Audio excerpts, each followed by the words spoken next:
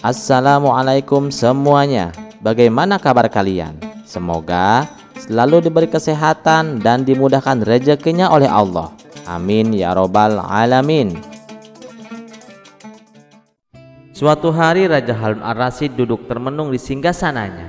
Ia mendengar kabar tentang sebuah gunung emas yang tersembunyi di suatu tempat, dan pikirannya dipenuhi oleh bayangan tentang kekayaan yang melimpah. Dengan semangat tinggi, ia memanggil Abu Nawas ke istana. "Abu Nawas, aku mendengar tentang sebuah gunung emas yang sangat besar. Aku ingin kau mencarinya dan membawakannya kepadaku," perintah raja dengan penuh wibawa. Abu Nawas yang sudah terbiasa dengan permintaan aneh sang raja hanya tersenyum. "Ampun Paduka, bolehkah hamba bertanya, dari mana Paduka mendengar tentang gunung emas ini?" "Seorang saudagar dari negeri jauh memberitahuku," jawab raja. "Katanya gunung itu sangat berharga dan tidak ada yang bisa menandinginya." Abu Nawas mengangguk. "Baiklah Paduka, hamba akan mencari gunung emas itu." Abu Nawas tidak langsung pergi ke tempat-tempat jauh untuk mencari gunung emas. Sebaliknya, ia berjalan ke pasar, berbicara dengan para pedagang, petani, dan rakyat jelata. Ia mengamati kehidupan mereka dan memperhatikan sesuatu yang menarik. Setelah beberapa minggu, Abu Nawas kembali ke istana dengan wajah tenang. Raja yang tidak sabar segera bertanya, "Abu Nawas, di mana gunung emas yang kuminta?" Abu Nawas tersenyum dan berkata, "Paduka, hamba telah menemukan gunung emas itu." "Benarkah?" Mata raja berbinar-binar. "Di mana? Cepat tunjukkan padaku. Hamba akan membawa Paduka ke sana," kata Abu Nawas. "Namun perjalanan ini akan sedikit berbeda. Paduka harus ikut hamba ke tempat yang tidak jauh dari istana." Raja dan para pengawalnya mengikuti Abu Nawas ke sebuah desa kecil yang terletak di pinggiran kota. Di sana mereka melihat rakyat bekerja keras, petani yang mencangkul sawah, tukang yang membangun rumah, pedagang yang menjual barang dagangan mereka. Semua orang tampak bersemangat dan hidup dengan penuh kegembiraan. Abu Nawas menunjuk ke arah mereka dan berkata, "Inilah gunung emas yang sesungguhnya Paduka." Raja mengerutkan dahi. "Apa maksudmu Abu Nawas? Aku tidak melihat emas di sini." "Paduka, kekayaan sejati bukanlah emas yang berkilau, melainkan rakyat yang sejahtera dan bekerja keras," jelas Abu Nawas. "Gunung emas yang hamba temukan adalah rakyat Paduka yang terus menghasilkan kekayaan dengan tangan mereka sendiri. Jika mereka bahagia, negeri ini akan makmur seperti gunung emas yang tiada habisnya." Raja terdiam merenungkan kata-kata Abu Nawas. Ia melihat bahwa tanpa rakyatnya, emas yang sesungguhnya tidak akan ada. Jika ia terus mengejar kekayaan tanpa memikirkan kesejahteraan rakyat, maka harta itu tidak akan bertahan lama. Akhirnya raja tersenyum dan menepuk bahu Abu Nawas. "Kau memang cerdik Abu Nawas. Aku hampir saja mengirimkan pasukanku mencari sesuatu yang sebenarnya sudah ada di depan mataku." Sejak saat itu, Raja Harun Al-Rasyid lebih memperhatikan kesejahteraan rakyatnya, dan Abu Nawas kembali ke rumahnya dengan hati puas karena sekali lagi ia berhasil menggunakan kecerdikannya untuk mengajarkan kebijaksanaan kepada sang raja. Kisah selanjutnya. Suatu hari Abu Nawas sedang berjalan-jalan di sebuah objek wisata yang ramai dikunjungi banyak orang dari berbagai penjuru dunia. Ia menikmati suasana sambil mengamati keindahan tempat tersebut, hingga tiba-tiba ia berpapasan dengan seorang pria asing, seorang bule bertumbuh tinggi, berambut pirang dan bermata biru. Pria itu tampak penasaran saat melihat Abu Nawas, lalu ia pun menyapa, "Tuan, apakah Anda warga asli sini?" Abu Nawas tersenyum ramah dan menjawab, "Tentu saja Tuan, saya lahir dan tumbuh di sini. Saya adalah warga asli sini." Pria asing itu pun mengangguk, lalu bertanya dengan raut wajah serius, "Saya mendengar bahwa kalian umat manusia merupakan keturunan Nabi Adam. Konon, Nabi Adam memiliki tubuh yang tinggi dan kekar. Tapi mengapa tinggi tubuh Anda dan orang-orang di sekitar Anda tidak seperti itu? bahkan saya pun lebih tinggi dari Anda. Apakah benar Anda semua adalah keturunan Nabi Adam?" Abu Nawas tersenyum dan menjawab dengan tenang, "Tuan, pertanyaan Anda sangat menarik. Namun, izinkan saya bertanya terlebih dahulu.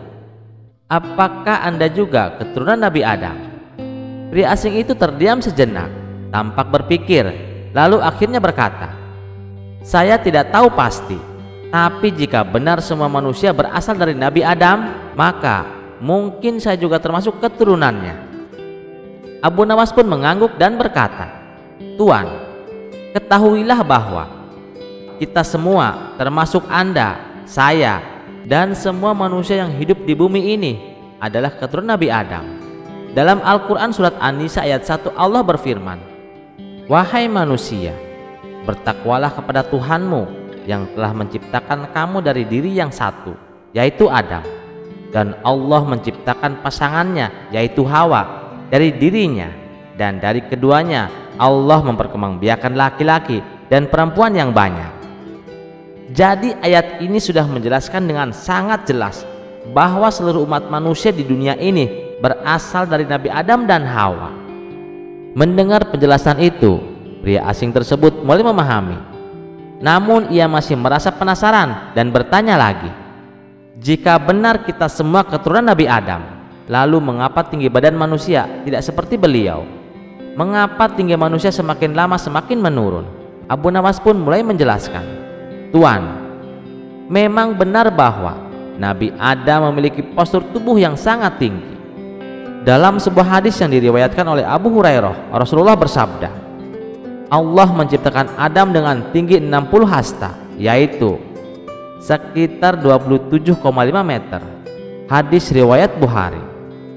Ketinggian Nabi Adam ini bukan hanya menunjukkan kebesaran Allah dalam menciptakan manusia, tetapi juga memberikan gambaran tentang bagaimana perubahan fisik manusia terjadi seiring waktu. Para ulama berpendapat bahwa tinggi manusia mengalami penurunan secara bertahap dari generasi ke generasi. Hal ini dipengaruhi oleh berbagai faktor, diantaranya perubahan lingkungan. Di zaman Nabi Adam, bumi memiliki kondisi lingkungan yang berbeda, seperti kadar oksigen yang lebih tinggi dan sumber makanan yang lebih kaya nutrisi. Dengan kondisi tersebut, tubuh manusia bisa tumbuh lebih besar dan lebih tinggi. Namun seiring waktu, lingkungan berubah dan tubuh manusia pun menyesuaikan diri. Kemudian perubahan pola makan. Makanan yang dikonsumsi manusia saat itu berbeda dengan makanan di zaman Nabi Adam. Sementara saat ini pola makan berubah dengan adanya makanan olahan dan pola hidup yang lebih modern. Kemudian perubahan genetik. Seiring berjalannya waktu, gen manusia mengalami mutasi dan perubahan. Perubahan ini diwariskan dari generasi ke generasi, yang akhirnya menyebabkan tinggi manusia menjadi lebih pendek dibandingkan dengan nenek moyangnya. Kemudian, efisiensi tubuh manusia. Manusia terus beradaptasi dengan kondisi lingkungan dan kebutuhan hidupnya. Tubuh yang lebih pendek mungkin lebih efisien dalam menggunakan energi dan lebih sesuai dengan kehidupan modern. Oleh karena itu, Allah dengan kebijaksanaannya mengatur tinggi manusia agar sesuai dengan zamannya.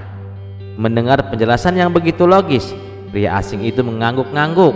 Tetapi ia masih memiliki satu pertanyaan terakhir. Jadi, apakah semua ini memang kehendak Tuhan? Abu Nawas tersenyum dan berkata, "Tentu saja wahai Tuan, setiap perubahan yang terjadi di alam semesta ini adalah bagian dari rencana Allah yang Maha Mengetahui. Allah menciptakan segala sesuatu dengan keseimbangan yang sempurna. Manusia hanya bisa bersyukur dan mengambil hikmah dari setiap pelajaran yang diberikan. Yang terpenting bukan seberapa tinggi tubuh kita, tetapi seberapa tinggi nilai keimanan dan akhlak kita di hadapan Allah." Pria asing itu terdiam sejenak, lalu tersenyum dan berkata, "Penjelasan Anda sungguh masuk akal dan penuh hikmah. Saya sangat berterima kasih Tuan Abu Nawas. Anda bukan hanya bijak, tetapi juga memiliki cara yang luar biasa dalam menjelaskan sesuatu." Abu Nawas hanya tersenyum sambil mengangguk. Pria asing itu pun pergi dengan wajah cerah, merasa telah mendapatkan jawaban dari pertanyaan yang selama ini mengusiknya. Dan begitulah, dari sebuah pertanyaan sederhana tentang tinggi Nabi Adam, Kita belajar bahwa segala sesuatu di dunia ini berubah sesuai dengan kehendak Allah yang mengatur segalanya dengan keseimbangan yang sempurna. Kisah selanjutnya. Siang itu Abu Nawas sedang duduk santai di warung Pak Jono, menikmati kopi panas dan pisang goreng. Dari sudut ruangan, ia samar-samar mendengar diskusi serius antara dua orang pria, seorang pendeta dan seorang lelaki paruh baya yang beragama Islam. Lelaki Muslim itu memulai percakapan bertanya kepada pendeta, "Wahai Tuan Pendeta, ada sesuatu yang mengganjal di hati saya. Benarkah yang mencabut nyawa manusia adalah Tuhan? Jika demikian, bagaimana dengan Bunda Maria yang juga seorang manusia? Ketika dia mati, berarti yang mencabut nyawanya adalah Tuhan juga, bukan? Namun dalam iman Anda, Tuhan adalah Yesus dan Maria adalah ibunya. Apakah ini berarti Yesus termasuk anak yang durhaka karena mencabut nyawa ibunya sendiri?" Pendeta itu terdiam sejenak, tampak mencari jawaban, lalu berkata, "Kematian adalah produknya setan dan bukan kehendak Tuhan. Tuhan itu baik dan Dia tidak mencabut nyawa manusia. Tuhan hanya memiliki otoritas untuk memberi kehidupan." Lelaki Muslim itu bertanya lagi, "Kalau begitu, manusia selama ini mati karena apa? Dan siapa yang mencabut nyawanya?" Pendeta itu menjawab, "Manusia mati karena dosa, dan setanlah yang mencabut nyawa manusia. Justru Tuhan Yesus datang ke dunia supaya orang-orang yang mati percaya diselamatkan oleh Yesus. Roh jiwanya dibawa pulang ke surga dan hanya dagingnya yang mati." Mendengar itu, lelaki Muslim itu mengajukan pertanyaan lain, "Namun Tuan Pendeta, bagaimana dengan ayat dalam kitab Ayub 1 ayat 21 yang berbunyi, 'Tuhan yang memberi, Tuhan yang mengambil, terpujilah nama Tuhan'? Bukankah ayat ini jelas mengatakan bahwa hidup dan mati ada dalam kendali Tuhan? Mengapa Tuhan berasumsi bahwa kematian adalah hasil dari pekerjaan setan?" Pendeta itu terdiam, tak mampu menjawab. Sementara itu, Abu Nawas yang menyaksikan diskusi itu dari jauh tersenyum kecil dalam hati sambil berpikir, jangan-jangan pendeta ini belum benar-benar mempelajari kitabnya sendiri. Namun Abu Nawas menahan diri untuk tidak langsung terlibat. Menunggu waktu yang tepat, lelaki Muslim itu kembali bertanya, "Tuan Pendeta, jika Yesus dalam iman Anda adalah Tuhan, siapa yang mencabut nyawa Yesus itu sendiri?" Pendeta itu menjawab dengan lantang, "Tidak ada yang mencabut nyawa Yesus. Yesus berkata, 'Aku menyerahkan nyawaku dan aku berkuasa mengambilnya kembali.' Kematian adalah akibat dosa. Sejak awal manusia diciptakan untuk hidup kekal, tetapi karena dosa mereka mati." Lelaki Muslim itu melanjutkan, "Tadi Tuhan berkata, 'Aku menyerahkan nyawaku.' Kepada siapa Yesus menyerahkan nyawanya?" Pendeta itu menjawab, "Kepada Bapa." Lelaki Muslim itu kemudian bertanya lagi, "Siapa Bapa itu, Tuan Pendeta?" Pendeta menjelaskan, "Bapa adalah Tuhan yang esa. Dalam agama kami, firman Tuhan turun kepada manusia dalam wujud Yesus, sedangkan dalam agama Anda, firman Tuhan turun dalam bentuk Al-Quran." Lelaki Muslim itu menanggapi, "Kalau begitu, Anda juga mengakui adanya Tuhan yang esa. Lalu mengapa Yesus disebut sebagai Tuhan? Dalam Islam kami menyembah Allah Subhanahu wa Ta'ala, dan kami meyakini Nabi Isa sebagai Nabi dan Rasul yang membawa kebenaran dari Allah. Dan kebanyakan orang Islam berpendapat bahwa Yesus merupakan pribadi yang sama dengan Nabi Isa."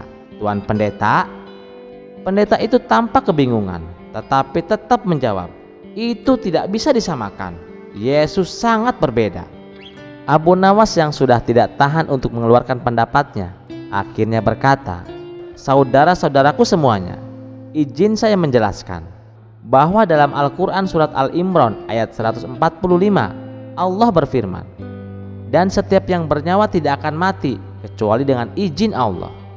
Ini sudah jelas bahwa setiap hamba Allah akan meninggal dunia adalah dengan sepengetahuan dan atas izinnya. Tidak ada yang mampu menentukan kapan dan cara kematiannya sendiri, sebab kematian merupakan sebuah ketetapan yang hanya diketahui oleh Allah. Jika kematian tersebut dilakukan dengan disengaja atau bunuh diri, itu bukan merupakan perbuatan yang dibenarkan dalam Islam. Bahkan bunuh diri dalam Islam adalah tindakan yang diharamkan. Abu Nawas melanjutkan mengenai apakah Yesus dan Nabi Isa itu sama. Dalam Islam kami meyakini bahwa Yesus Kristus adalah Nabi Isa Al-Masih, seorang nabi dan rasul yang mulia. Perbedaan nama ini hanyalah masalah bahasa. Contohnya Muhammad, tetapi dalam bahasa Turki disebut Mehmet. Sama halnya Yesus. Yesus adalah translasi dari Isa Al-Masih. Ibunya pun sama, Maryam dalam Islam dan Maria dalam Kristen. Abu Nawas tersenyum lalu berkata, jadi boleh tidak kita menyebut Yesus Kristus? Menurut saya boleh-boleh saja, karena Yesus adalah translasi dari Isa Al-Masih. Dia punya ibu bernama Maryam. Kalau di Kristen namanya Maria. Itu hanya terminologi bahasa yang membedakan. Dan masih banyak kesamaan lainnya. Yesus di dalam Alkitab itu berbeda dengan Yesus di dalam Al-Quran. Itu memang benar, tetapi tidak menjadikan orangnya berbeda. Dan dalam kitab Injil, di mana terdapat beberapa kalimat yang menyebutkan jika Al-Mesias atau Sang Penyelamat yang ditunjukkan pada Yesus Kristus juga memiliki arti Isa Al-Masih. Terlepas dari sama tidaknya Nabi Isa dan Yesus Kristus ini, mari kita sebagai umat muslim tetap menghormati perbedaan ini tanpa harus bertengkar dan meregangkan. Karena akan sulit untuk menerima kebenaran dari masing-masing. Kisah selanjutnya. Suatu hari, Baginda Raja meminta Abu Nawas mengantar paket ke negeri seberang. Namun tugas ini tidaklah mudah. Untuk sampai ke sana, Abu Nawas harus melewati hutan Amazon yang terkenal penuh dengan binatang buas. Ini pasti perjalanan penuh tantangan, gumam Abu Nawas sambil menyiapkan diri dengan peralatan seadanya. Ketika tiba di pinggir sungai yang lebar, Abu Nawas melihat air bergolak oleh gerakan buaya-buaya ganas. Salah satu buaya mendekat dan menyeringai, "Hai manusia, untuk menyeberangi sungai ini, kau harus memberikan imbalan. Jika tidak, jangan harap bisa lewat." Abu Nawas mengelus janggutnya sambil berpikir keras. "Ah tuan buaya, maafkan saya yang tidak membawa apa-apa untuk dibagi. Namun, saya membawa kabar penting untuk kalian semua." Buaya yang penasaran mengerutkan alisnya. "Kabar penting apa itu?" Abu Nawas melirik buaya-buaya lain yang mulai mendekat. Dengan suara lantang ia berkata, "Raja buaya di negeri seberang mengadakan sensus. Semua buaya harus dihitung jumlahnya. Kalau tidak, kalian dianggap tidak ada dan diusir dari sungai ini." Buaya-buaya saling pandang. Wajah mereka berubah panik. "Apa yang harus kami lakukan, wahai manusia cerdas?" tanya sang pemimpin buaya. "Tenang, biar saya bantu. Kalian berbaris memanjang dari sini ke seberang sungai, supaya saya bisa menghitung kalian dengan mudah," ujar Abu Nawas dengan nada penuh keyakinan. Tanpa pikir panjang, buaya-buaya itu langsung berbaris sesuai perintah. Abu Nawas melangkah ke punggung buaya pertama sambil menghitung keras. 1, 2, 3, hingga akhirnya ia sampai ke seberang sungai. Sesampainya di sana, ia melambaikan tangan sambil berteriak, "Terima kasih, kalian sudah sangat membantu. Semoga sensusnya lancar." Buaya-buaya itu melongo, menyadari bahwa mereka telah tertipu. Tapi Abu Nawas sudah jauh dan tak terkejar. Setelah sukses mengelabui buaya di sungai, Abu Nawas melanjutkan perjalanannya dengan penuh percaya diri. Namun, di tengah perjalanan, ia bertemu dengan seekor ular besar yang melingkar di dahan pohon besar. Ular itu mendesis keras, membuat Abu Nawas terkejut dan hampir menjatuhkan tasnya. "Manusia, berhenti di situ," seru ular itu dengan suara berat. Aku penjaga kawasan ini. Kalau kamu ingin lewat, kau harus memberikan imbalan padaku. Abu Nawas menarik napas dalam-dalam dan tersenyum santai, meskipun dalam hatinya ia merasa sedikit tegang. Oh, tentu. Tapi sebelum itu, bolehkah aku bertanya sesuatu, wahai penjaga hutan yang hebat? Ular itu mendesis sambil mengangguk. Apa yang mau kau tanyakan? Begini, kata Abu Nawas dengan nada serius. Kamu ini ular besar kan? Sangat besar. Bahkan bisa jadi ular terbesar di dunia. Tapi, apakah kau benar-benar tahu seberapa panjang tubuhmu? Ular itu langsung tampak kebingungan. Seberapa panjang tubuhku?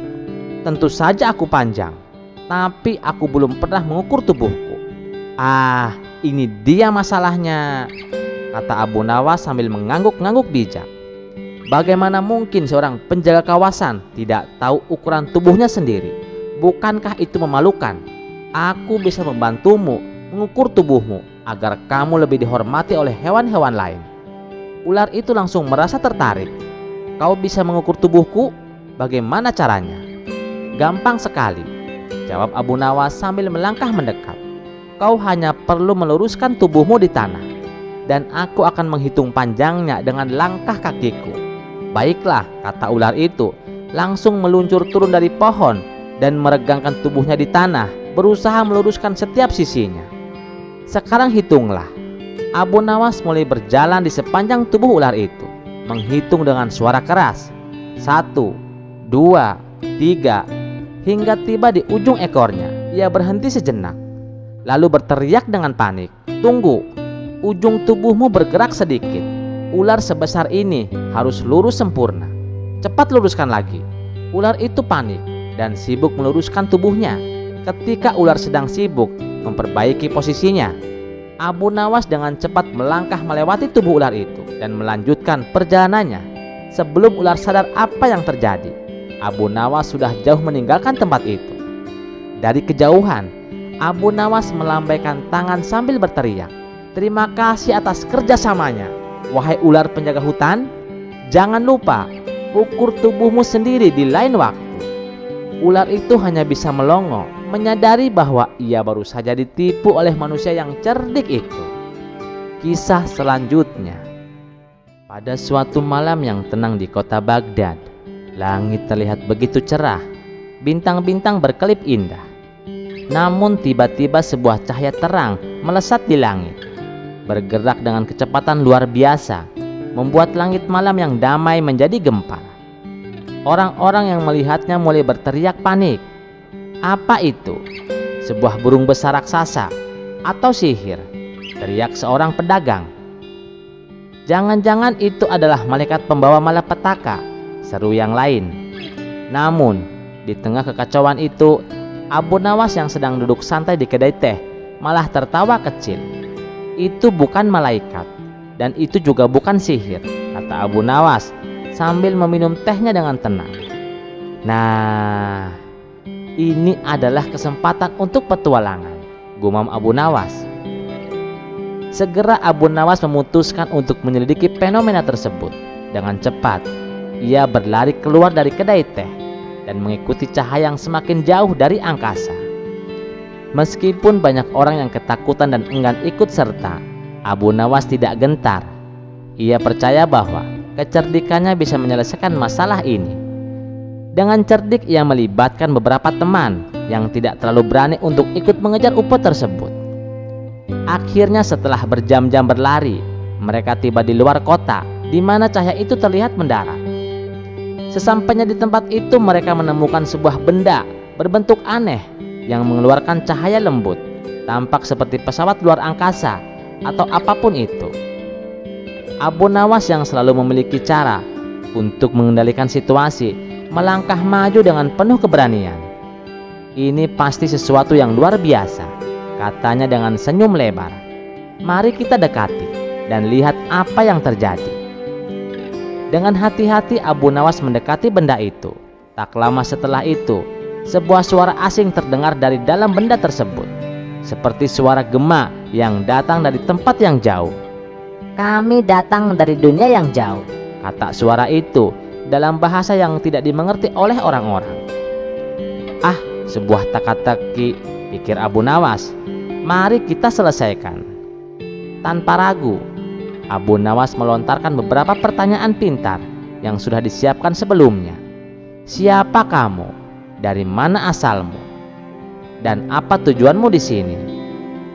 Tiba-tiba sebuah tampilan holografik muncul di depan mata mereka, menampilkan gambar makhluk asing yang tampak kebingungan. "Kami adalah penjelajah dari galaksi yang jauh. Kami mencari pengetahuan, dan kami tertarik dengan kebijaksanaan umat manusia." Abu Nawas tersenyum karena ia tahu ini adalah peluang besar untuk menguji kecerdasannya. "Jika kalian mencari pengetahuan," kata Abu Nawas, "maka mari kita lakukan sebuah ujian. Kami manusia memiliki banyak kebijaksanaan, tapi apa kalian bisa menyelesaikan teka-teki ini?" Makhluk asing itu setuju, dan Abu Nawas mengajukan teka-teki yang sederhana tapi cerdik. Apa yang datang setiap hari tanpa meminta izin, bisa menghilang kapan saja, tapi tidak pernah bisa dilihat. Makhluk asing itu terdiam, berusaha memecahkan teka-teki. Mereka mengakses sistem mereka yang canggih, tapi tidak dapat menemukan jawabannya. Abu Nawas tetap tenang dan sabar.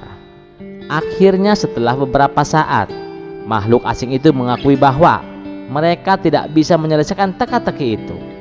Abu Nawas tersenyum lebar dan berkata, "Jawabannya adalah waktu. Waktu datang setiap hari, bisa hilang, dan kita tidak bisa melihatnya." Makhluk asing itu terkesima dan terkesan dengan kecerdikan Abu Nawas. "Kalian manusia memang penuh dengan kebijaksanaan yang luar biasa, dan kami telah belajar sesuatu yang berharga hari ini." Dengan itu, makhluk asing itu berterima kasih dan memutuskan untuk meninggalkan bumi, kembali ke dunia mereka.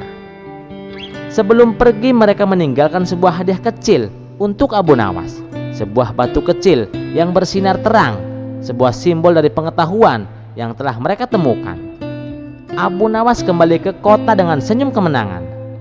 "Terkadang," katanya sambil menatap batu kecil itu, "pengetahuan terbesar datang bukan dari teknologi canggih ataupun penjelajahan luar angkasa, tetapi dari kecerdikan dan rasa ingin tahu yang tak terbatas." Kisah selanjutnya.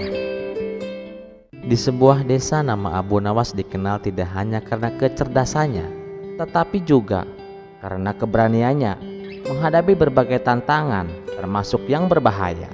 Namun, popularitas Abu Nawas memicu rasa iri dua orang sakti dari desa lain, yaitu Jabir, si penakluk angin, dan Karim, si pengendali api. Keduanya merasa tersaingi dan memutuskan untuk menyingkirkan Abu Nawas. Mereka berencana menjebak Abu Nawas dengan dalih adu kecerdasan, tapi dengan niat tersembunyi untuk membunuhnya. Sebuah surat tantangan dikirimkan kepada Abu Nawas, berbunyi, "Abu Nawas yang terhormat, kami menantangmu untuk membuktikan kecerdasanmu di hadapan seluruh desa. Jika engkau benar-benar cerdas, datanglah ke Bukit Tandus besok siang. Tapi jika engkau pengecut, tinggallah di rumahmu dan serahkan gelarmu kepada kami." Membaca surat ini, Abu Nawas tersenyum tipis. Ia tahu ada maksud buruk di balik undangan itu, tapi ia tidak mundur. Kalau mereka berpikir bisa mengalahkan dengan otot, mereka lupa bahwa "aku bersenjatakan akal," gumamnya. Esoknya Abu Nawas tiba di Bukit Tandus dengan membawa kantong berisi benda-benda aneh, biji jagung, sebuah teko kecil, dan sepotong kain lusuh. Jabir dan Karim sudah menunggu dengan ekspresi penuh kebencian.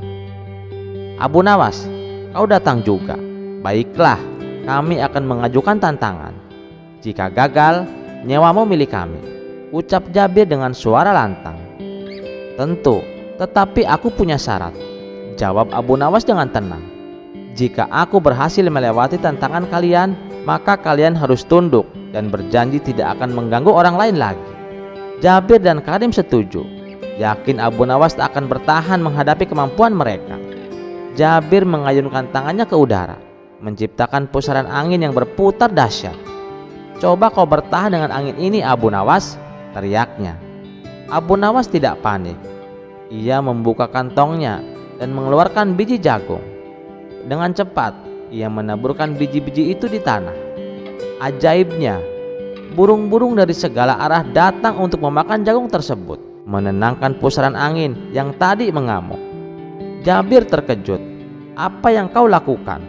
Anginmu hanya bisa kuat jika tidak ada yang mengalihkan perhatiannya."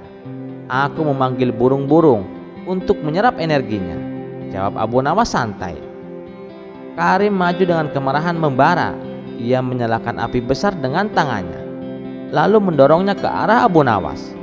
"Mari kita lihat, apakah kecerdasanmu bisa menyelamatkanmu dari panasnya api ini." Abu Nawas tersenyum, lalu mengeluarkan teko kecil dari kantongnya. Ia membuka tutupnya dan menuangkan air, tetapi air itu tidak langsung menyiram api. Sebaliknya, ia menggiring api ke arah pohon kecil yang tidak jauh dari sana. Ketika api menyentuh pohon itu, muncul asap tebal yang menghalangi pandangan Karim. Abu Nawas melanjutkan taktiknya dengan mengibas-ngibas kain lusuh untuk menyebarkan asap lebih jauh, hingga Karim kehilangan kendali atas apinya sendiri. "Bagaimana bisa?" seru Karim dengan frustasi. "Kau kira api selalu menjadi alat penghancur, tapi ingat, api juga bisa dilumpuhkan dengan asap dan pengalihan perhatian," jawab Abu Nawas dengan nada penuh teka-teki. Jabir dan Karim yang merasa terpojok memutuskan untuk menyerang Abu Nawas bersama-sama. Jabir menciptakan badai angin, sementara Karim menyalakan api besar. Keduanya mengarahkan serangan ke Abu Nawas dengan kekuatan penuh. Namun Abu Nawas sudah mempersiapkan diri. Ia melemparkan kain lusuhnya yang sudah basah ke arah angin, menciptakan percikan air yang melayang-layang dan memadamkan api Karim. Saat api padam, angin Jabir justru berbalik arah karena kehilangan tekanan, menyerang mereka berdua. Keduanya terlempar oleh kekuatan angin mereka sendiri. Saat mereka bangkit, tubuh mereka penuh luka, tetapi harga diri mereka yang lebih hancur. Abu Nawas mendekati keduanya yang kini lemas. "Kalian kalah bukan karena aku lebih pintar, tetapi karena aku menggunakan akal. Belajarlah bahwa kekuatan bukan segalanya. Jika kalian mau, aku bisa mengajarkan kalian menggunakan keahlian untuk kebaikan." Jabir dan Karim terdiam, lalu mengangguk pelan. Mereka berjanji untuk tidak menggunakan kesaktian mereka untuk hal buruk lagi. Sejak saat itu, desa Abu Nawas kembali damai, dan kisah ini menjadikan pelajaran bahwa kecerdikan dapat mengalahkan kekuatan. Dimanapun kisah ini diceritakan, nama Abu Nawas semakin harum sebagai simbol keberanian, kecerdasan, dan keadilan. Kisah selanjutnya.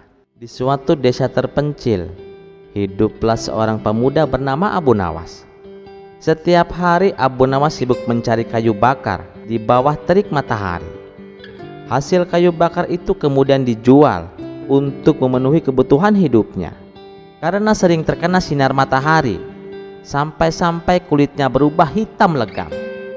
Suatu hari saat Abu Nawas sedang beristirahat di bawah pohon besar, setelah seharian bekerja, matanya tertuju pada seorang wanita cantik yang sedang lewat.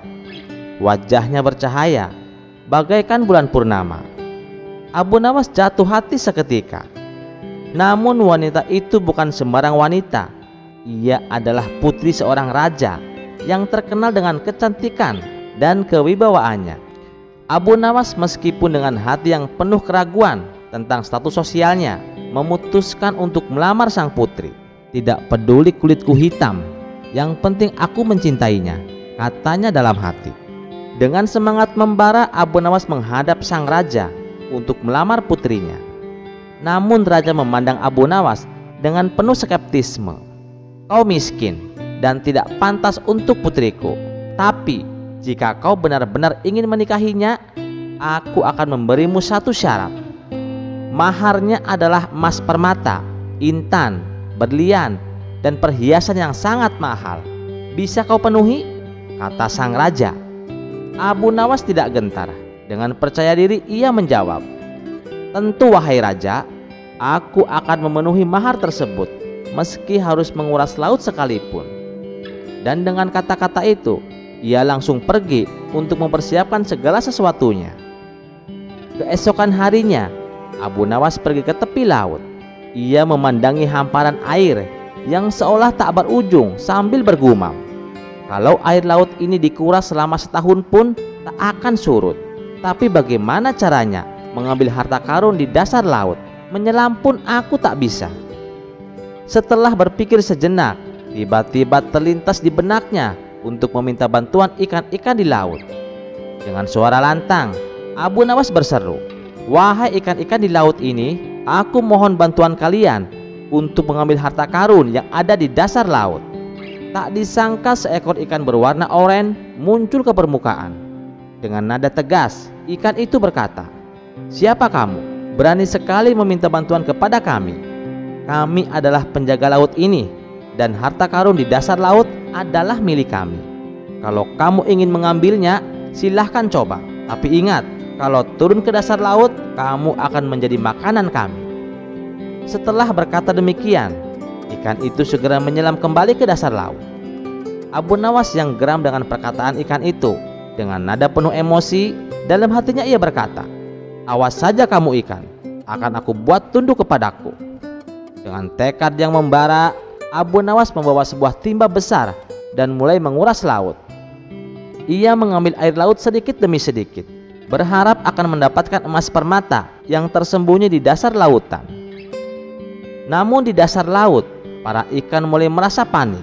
Salah satu ikan yang lebih pintar dari yang lain, seekor ikan yang bijaksana, segera melapor kepada pimpinan mereka, ikan hiu. "Tuan hiu, ada pemuda yang sedang menguras laut. Kalau dibiarkan, air laut akan habis dan kita semua akan mati." Ikan hiu yang dikenal bijak segera mengumpulkan seluruh pembesar ikan dan merundingkan apa yang harus dilakukan. Kita harus mencari cara untuk menghentikan si pemuda ini sebelum semua ikan kita punah. Mari kita buat perjanjian dengan pemuda itu. Akhirnya mereka sepakat untuk memenuhi permintaan Abu Nawas, tapi dengan cara mereka sendiri. Tiap ikan akan mencari permata, intan, berlian, lalu menyemburkannya ke daratan. Dengan begitu, kita bisa mengusir si pemuda yang bodoh ini dan membuatnya berhenti menguras laut, kata ikan hiu. Begitu para ikan mulai mencari permata di dasar laut dan menyemburkannya ke daratan. Permata-permata tersebut seperti hujan turun ke bumi. Abu Nawas yang masih sibuk menguras air laut terkejut melihat hujan permata yang turun begitu banyak. "Subhanallah, ini luar biasa, hujan permata," seru Abu Nawas dengan kagum. Ia segera berhenti menguras laut dan dengan cepat mulai mengumpulkan permata yang berserakan di sekitarnya.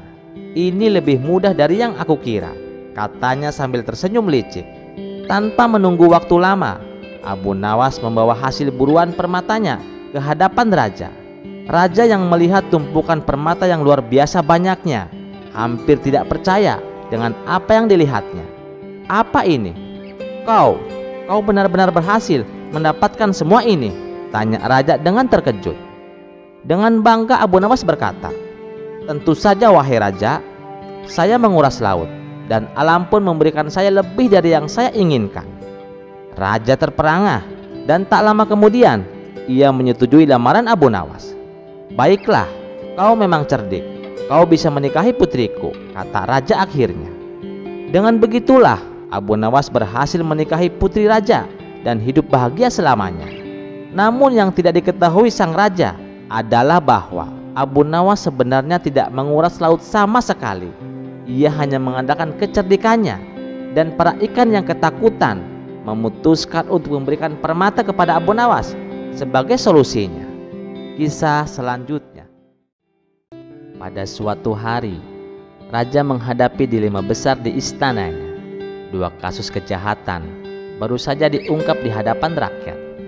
Kasus pertama adalah seorang pemuda yang kedapatan mencuri sandal di sebuah masjid. Kasus kedua adalah seorang pejabat kerajaan yang terbukti menilap uang rakyat hingga 2 miliar dirham. Namun persoalan muncul karena rakyat protes keras atas perbedaan hukuman yang telah dijatuhkan. Si pemuda pencuri sandal divonis 10 tahun penjara, sementara sang koruptor hanya mendapatkan hukuman 2 tahun dengan fasilitas mewah di penjara. Mendengar protes dari rakyat, raja bingung untuk memutuskan keadilan. Maka ia memanggil Abu Nawas untuk menjadi hakim untuk memutuskan perkara ini. Di ruang sidang yang penuh sesak oleh rakyat, Abu Nawas memulai pengadilannya dengan suara tegas. Ia memanggil si pemuda pencuri sandal lebih dulu. "Wahai anak muda, katakan padaku, mengapa kau mencuri sandal itu?" tanya Abu Nawas. Pemuda itu menjawab dengan penuh rasa bersalah. "Tuan, saya mencuri sandal karena saya tidak punya apa-apa. Saya bahkan tidak punya uang sepeser pun untuk membeli sandal seharga 5 dirham." Abu Nawas mengangguk, lalu memanggil koruptor. "Dan engkau wahai pejabat, mengapa kau mengambil uang rakyat yang jumlahnya tak terhitung?" Koruptor menjawab sambil tersenyum sinis, "Tuan, saya hanya mengikuti kebiasaan pejabat lain. Lagi pula, uangnya kan milik negara, bukan perorangan." Abu Nawas mengusap janggutnya dan berdiri. Ia memandang Baginda Raja dan seluruh hadirin dengan tatapan tajam.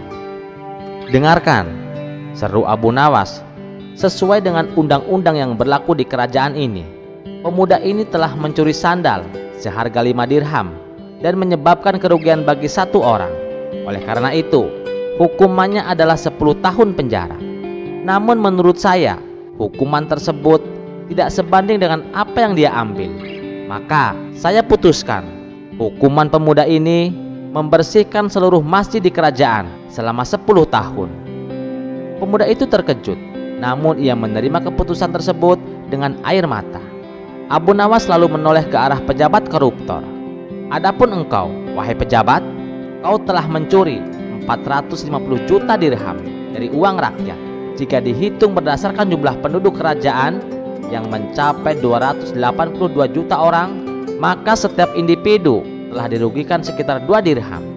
Menurut undang-undang, hukumannya adalah 6,5 tahun penjara. Namun, efek dari pengkhianatanmu telah merusak kepercayaan seluruh bangsa. Oleh karena itu, saya putuskan hukumanmu adalah dikurung seumur hidup di ruangan gelap tanpa fasilitas apapun." Rakyat pun bersorak-sorai mendengar keputusan tersebut. Sementara koruptor yang sombong itu langsung merasa lemas dan tak berdaya. Setelah sidang usai, Baginda Raja memuji kebijaksanaan Abu Nawas. "Engkau tidak hanya memberikan hukuman yang adil, tapi juga memberi pelajaran bagi seluruh rakyat." Abu Nawas tersenyum sambil berkata, "Keadilan bukan tentang angka, wahai Baginda. Keadilan adalah tentang bagaimana hati merasa lega dan kepercayaan rakyat tetap terjaga." Sejak itu Abu Nawas semakin harum sebagai hakim yang cerdik dan adil. Sementara kerajaan pun semakin dihormati oleh rakyatnya. Sekian dulu perjumpaan kita kali ini. Sampai jumpa di kisah selanjutnya. Terima kasih yang sudah setia menonton channel ini. Wassalamualaikum warahmatullahi wabarakatuh.